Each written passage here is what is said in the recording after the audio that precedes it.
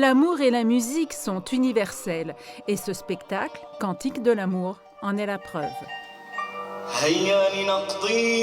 Car il a rassemblé sur une même scène un chanteur soufi d'origine syrienne, un derviche tourneur, un chœur québécois et une contralto montréalaise.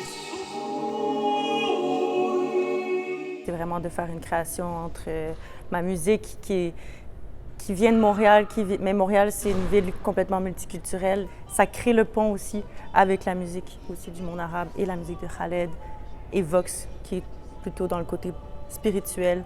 C'est une rencontre entre des cultures différentes, mais aussi avec un fond commun qu'on essaie de magnifier pour le mettre en scène.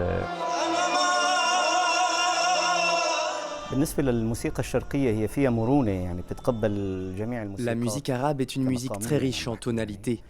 Elle est capable d'offrir des liens avec toutes les autres musiques parce qu'elle est ouverte aux autres pratiques musicales, vu son histoire, vu les interactions qu'elle a eues avec les autres cultures.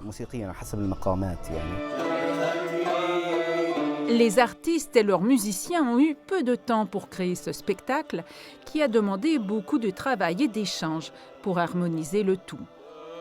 On établit chacun notre territoire au début, Khaled d'un côté, Gabriel de l'autre, avec chacun leurs musiciens. Graduellement, les choses vont se mélanger et puis on se relance les uns les autres pour finir dans une espèce de fusion. Et l'amour sous toutes ses formes est le fil conducteur de cette rencontre culturelle et musicale. L'amour ici est approché dans une vision assez large, c'est-à-dire l'amour passionnel, l'amour charnel, l'amour sacré. Cela se confond dans un seul message et chez les soufis, on retrouve cette rencontre entre les différentes sortes d'amour.